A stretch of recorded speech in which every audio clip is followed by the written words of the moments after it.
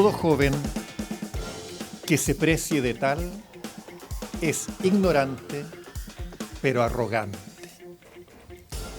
Con esta frase vamos a partir la conversación. ¿De quién estás hablando, perdona?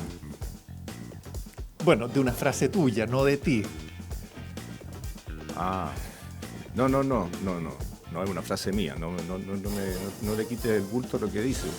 Suena como que estás citando Más bien te tiro el bulto. Estás refiriéndote a un muchacho que es ministro.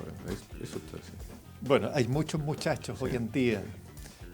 Sí, pero por suerte hay ¿no? hay una corrección que hacer a esa frase. Todo joven es ignorante, pero no necesariamente arrogante. La arrogancia es uno de los peores defectos que por lo demás revela la ignorancia, ¿no? O sea, solo quien es ignorante lo reconoce y no lo acepta, termina siendo soberbio y arrogante, ¿no? Bienvenidos. Hemos invitado a Guillermo Riedemann, poeta, psicólogo, que acaba de sacar una antología poética. Una antología que resume una larga obra. Una obra que se remite parte del año 81. Publicaciones un año antes, yo creo, el 80. Sí, pero escribo desde mucho antes, claro, desde los 70, principios de los 70, sí. Guillermo, el primer punto. ¿Qué es para ti poesía? ¿Cuándo una escritura pasa a ser poesía? ¿O qué características tiene que tener para ser poesía?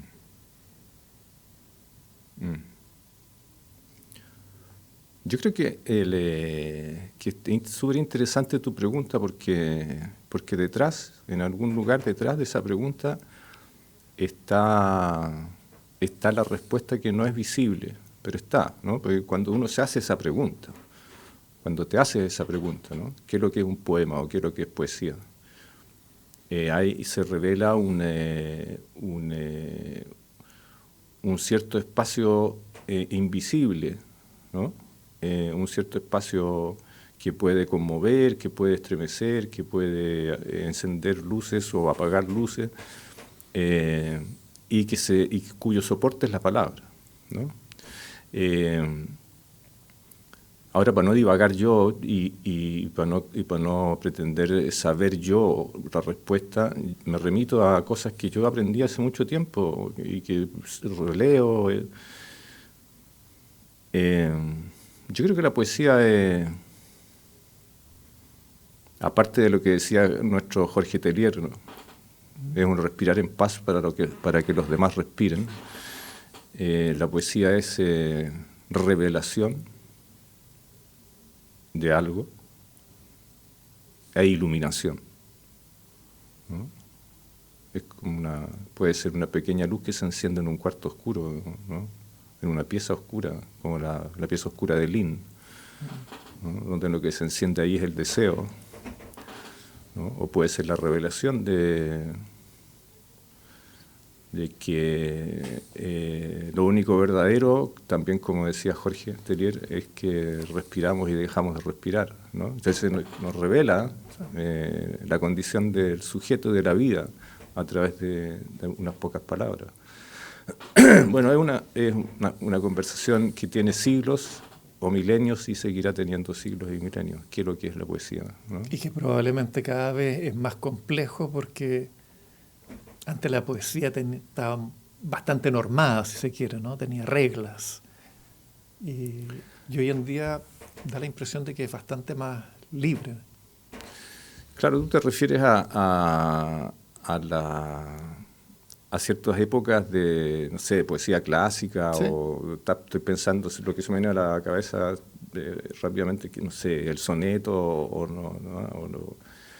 esta cosa formal, ¿no? De la medida del verso pero eso no es que sea distinto, no es que sea menos normado, ¿no?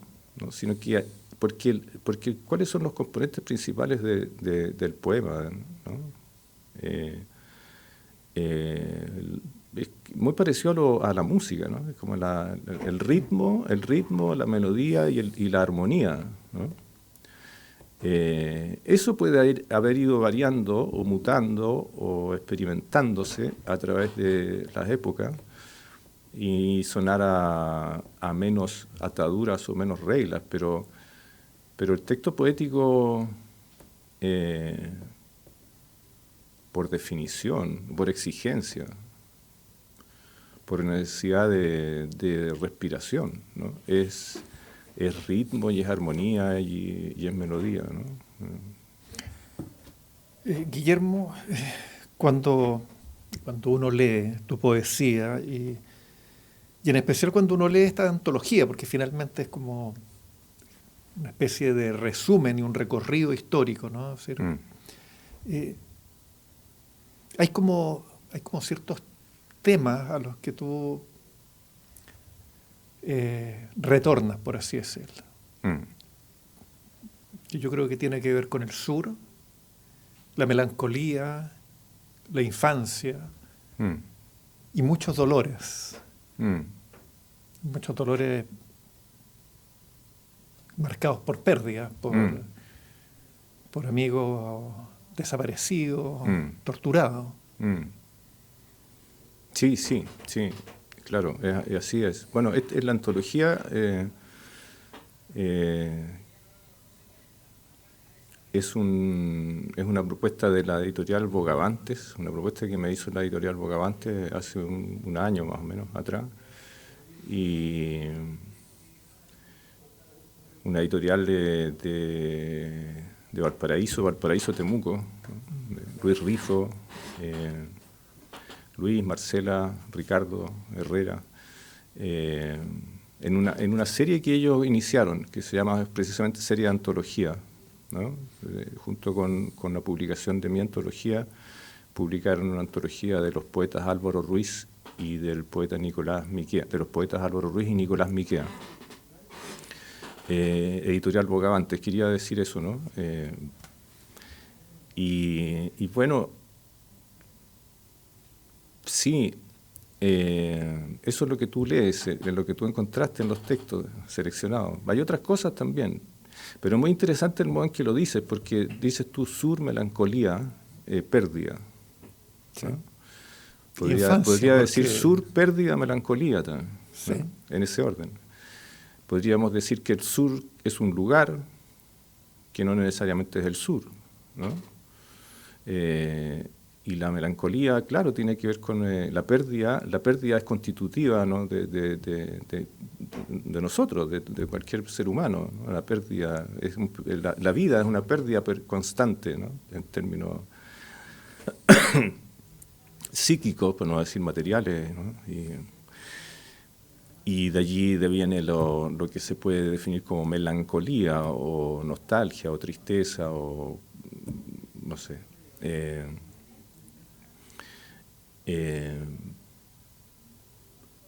Ahora, en la evolución de nuestros caminos, ¿no? Es eso que es inicial, ¿no? Ese lugar sur, y esa pérdida y esa melancolía, están siempre volviendo, de distintas maneras, ¿no? Alguna vez a mí me han preguntado si el traslado desde el sur a Santiago hace varias décadas, digamos, a raíz del golpe militar, o como consecuencia de eso, como necesidad de salir de Temuco del sur, significó una pérdida, ¿no? O significa nostalgia. Y entonces a eso yo lo conecto con lo que tú dices, esto de los amigos o los conocidos o los vecinos detenidos desaparecidos hace ya casi 50 años. Casi 50 años. O sea, me estremece eso, se me paran los pelos de punta, ¿no? O sea, casi 50 años de horror y de barbarie, ¿no? Y luego distintos sucesos que nos van sucediendo a través de nuestra vida, ¿no? y que vuelven a instalar esto de el lugar o el espacio que se pierde o que se deja, o aquella experiencia que significa un sentimiento de pérdida o de dejar atrás o de soltar, como dirían otros, ¿no? Y un sentimiento que se parece a la melancolía, ¿no? Sí, pero ahí hay algo que... Pero que también, que es otras cosas también, ¿eh? Es rebeldía, es ira, es protesta, es reclamo, es esperanza, es confianza, es ilusión, etcétera, etcétera, etcétera. Toda pérdida de generar rabia, todas esas cosas, y quizás la esperanza de recuperarlo. Pero sí, uno en la vida puede ir acumulando cosas o puede ir acumulando pérdidas. O dejando cosas más que pérdidas, en vez de acumular cosas. No, me refiero a acumular como recuerdo. A mí... pero eso es imprescindible, o sea, porque pero tiene que ver precisamente como... con la poesía. Pero tú decías la infancia, el sur, ¿no? No hay otro lugar desde donde pueda partir el poeta, sino de aquella experiencia y memoria y nostalgia de lo que es fundante, de lo que estructura, ¿no? De lo que constituyen las primeras experiencias y que son los primeros recuerdos, ¿no? Y los descubrimientos o lo incomprensible, ¿no? O etcétera. Y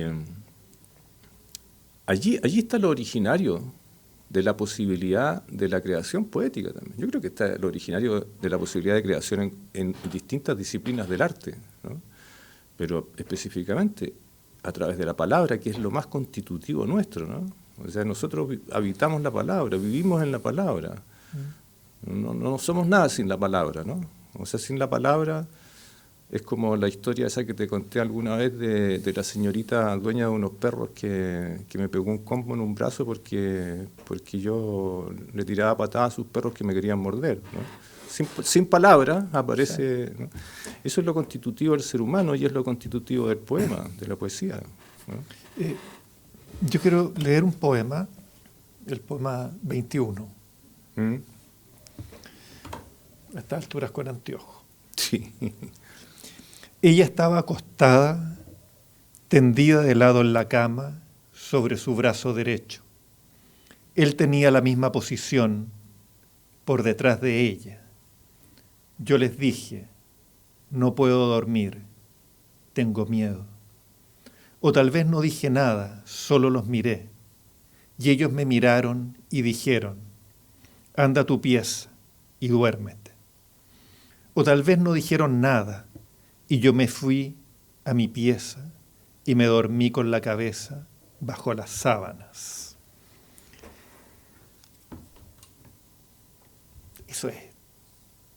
Eso que es muy cotidiano, que probablemente casi todos los seres humanos han vivido, al mismo tiempo es de una desolación total. Es universal eso, es universal. Es una escena universal y fundante. Pero que a ti te sigue habitando. O sea, a todos. Te sigue resonando. A todos nos sigue, habitando. ¿Ah? Pero de distintas formas. Es que tú lees un texto, es que hay un proceso ahí, ¿no? Hay una mediación desde la memoria o el recuerdo, o la fantasía o la imaginación, porque puede ser también fantasía e imaginación, de un hecho que es universal. Entonces media algo ahí, que justamente media la palabra y media quien usa la palabra, ¿no? Para tratar de expresar de modo también ojalá universal eso que tú dices, que parece que si no a todos, a casi todo ser humano le ha sucedido, digamos, ¿no? Y que es desolador, o sea, como, ¿no? Claro, ¿qué hace el niño o la niña frente a esa escena? Sino no entender nada. Guillermo, vamos a ir a una pausa y después quiero que hablemos sobre la palabra, sobre la palabra y el lenguaje. Ya, te doy mi palabra.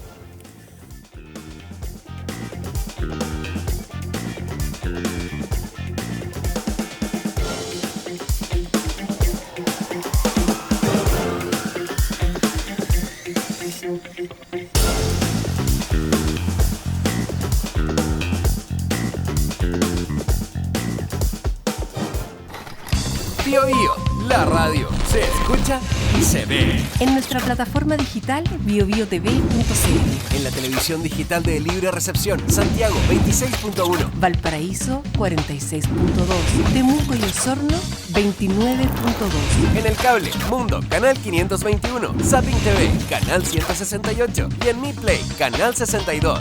Bio Bio, la radio. 43 estaciones. Ahora se ve.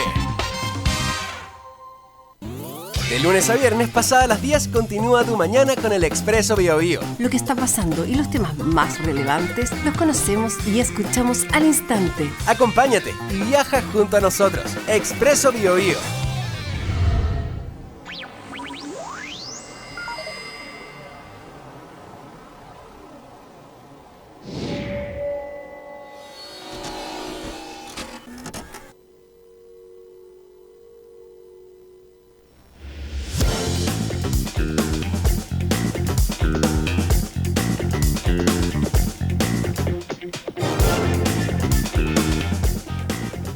Estamos conversando con Guillermo Riedemann a partir de su antología poética Después es siempre antes, que editó recientemente Bogavantes. Guillermo, estábamos hablando de la palabra, del lenguaje. Y sí, la humanidad sin palabras, sin lenguaje, no existe. Sin embargo, yo tengo la impresión de que, al menos en Chile, hoy en día es difícil tener un lenguaje común. ¿A qué te refieres con un lenguaje común? ¿Un lenguaje compartido? Sí. No solo por temas de polarización, sino que también por temas de clases sociales, por distintos tonos, etcétera, a nivel de los territorios, pero también siento que se producen ciertas fracturas a nivel generacional.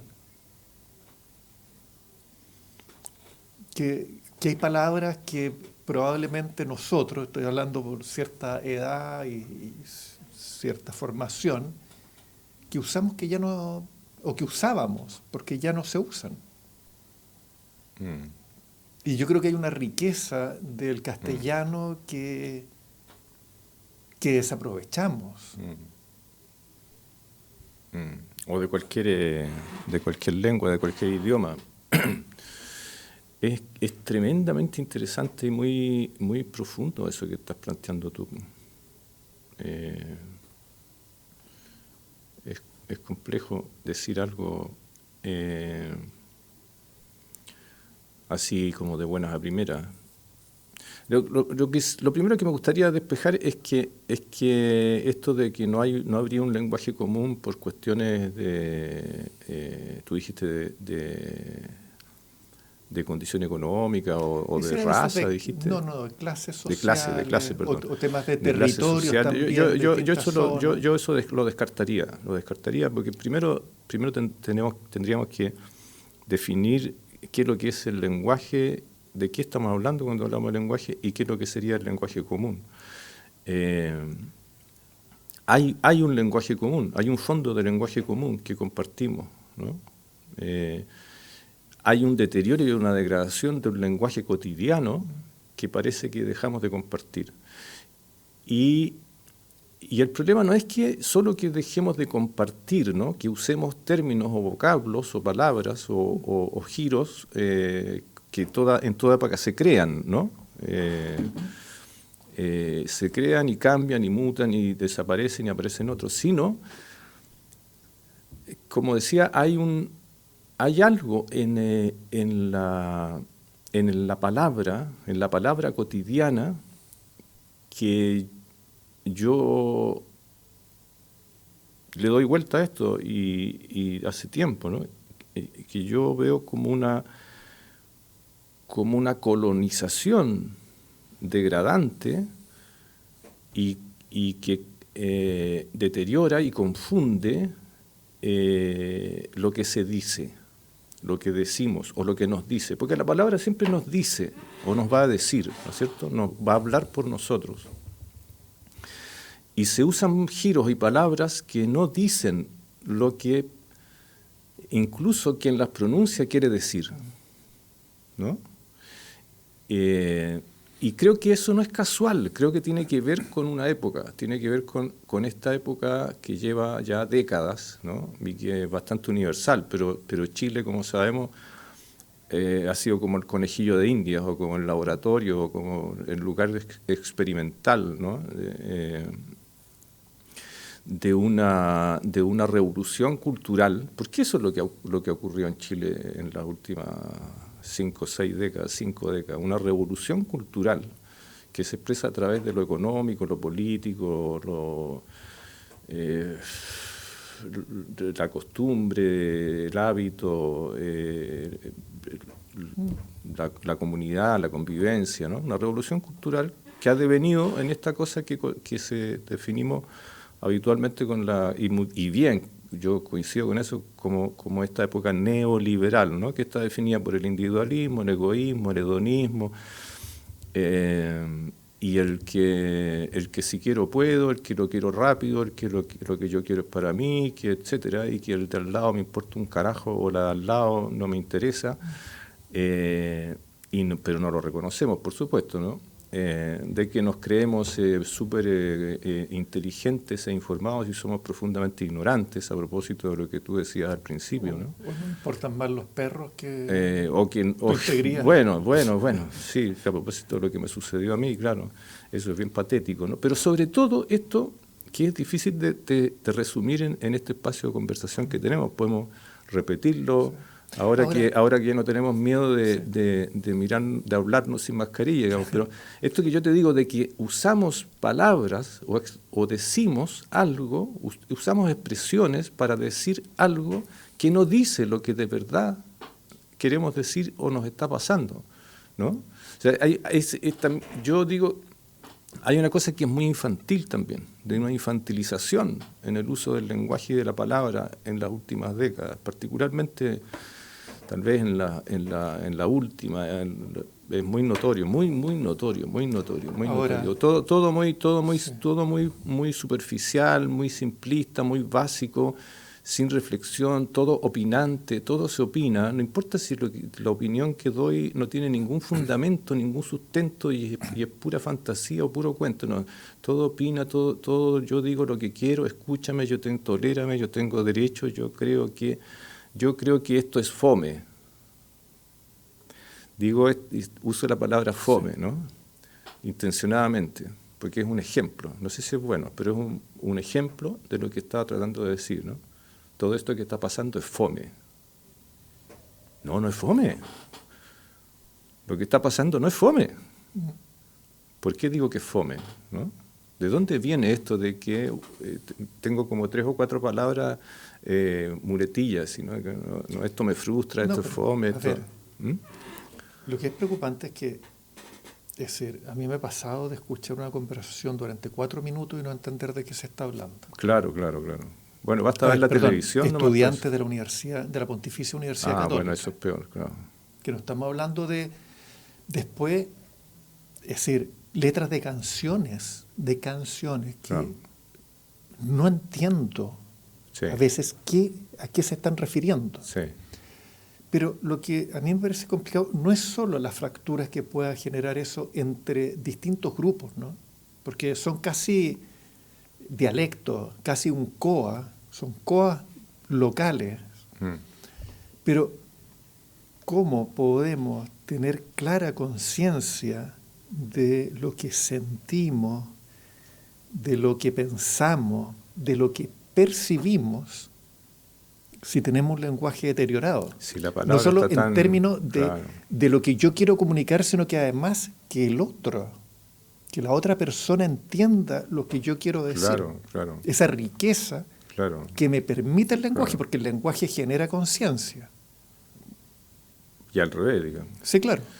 Tal vez más al revés, ¿no? La conciencia genera Pero lo que pasa es que si yo tengo una palabra que me dice, mira, esto es tristeza, esto es melancolía, estoy sintiendo, ¿qué estoy sintiendo? ¿Cuál es la diferencia para decir dentro de un abanico de palabras a ese respecto? Sí. Comparto toda tu observación y puede ser muy amenazante o muy o puede confundirnos mucho, ¿no? Puede tener un peso muy grande esto, porque esto de que no digo lo que quiero decir, o no digo lo que digo, o no entiendo lo que me dicen, o entiendo otra cosa, o digo algo que no significa lo que quiero decir, o no se entiende como dices tú. Y yo te dije, basta ver la televisión, ¿no? Perdóname que te cite un colega tuyo, pero yo escucho a Paulsen y no entiendo nada. No le entiendo. El otro día lo vi entrevistando a Jorge Arrate, que por primera vez me sorprendió, porque Jorge Arrate le decía, perdón, no entiendo, no te entiendo, ¿no? Entonces algo en la televisión, en los medios de comunicación, en la radio, no digo esta radio, pero hay algo instalado en el lenguaje, en el uso de la palabra, en el decir, en lo que decimos y cómo lo decimos, que está hecho pebre, ¿no? Está hecho pebre. Y de allí, bueno, a lo mejor la poesía nos puede ayudar un poco, digamos, volver a la poesía, no digo mi poesía, pero volver a la poesía, Yo creo que efectivamente hay que volver a la palabra. Sí, y hay que volver a la poesía. Sí, déjame, yo sé que estamos en el tiempo, pero déjame leer un poema cortito a propósito de sur, de pérdida y de melancolía o tristeza. Un poema, el último poema de esta antología, Después es siempre antes, editada por Bogavante. Al que le interese puede buscar en la web editorial Bogavante. Se llama Agua, y que está dedicado a Marria Standen, amiga de Temuco que falleció hace 6 meses, 7 meses. Agua. Pellaifa es el nombre de una laguna a la entrada de la cordillera.